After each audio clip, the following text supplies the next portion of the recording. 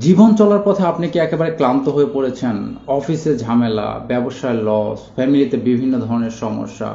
আসলে একটা কথা মনে রাখবেন, আমরা সারা জীবন সংগ্রাম করে বেঁচে থাকি। আমাদের প্রতিটা দিন সংগ্রাম করতে হয়। আমাদেরকে কষ্টের মধ্যে দিয়ে যেতে হবে। আমাদেরকে এভাবেই তৈরি করা হয়েছে। আপনি যদি ক্লান্ত হয়ে পড়েন তাহলে আজকেই ২ রাকাত নামাজ পড়ুন। আল্লাহ তাআলার সাথে কথা বলুন। আমরা এই পৃথিবীতে থাকতে আসি নাই।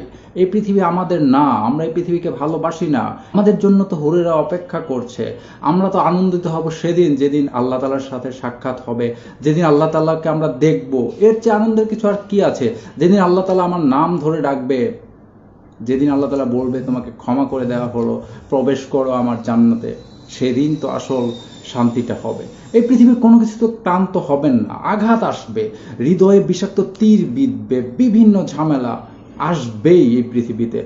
আপনি যদি মুমিন হয়ে থাকেন, আপনাকে প্রতিদিন সংগ্রাম করে বেঁচে থাকতে হবে।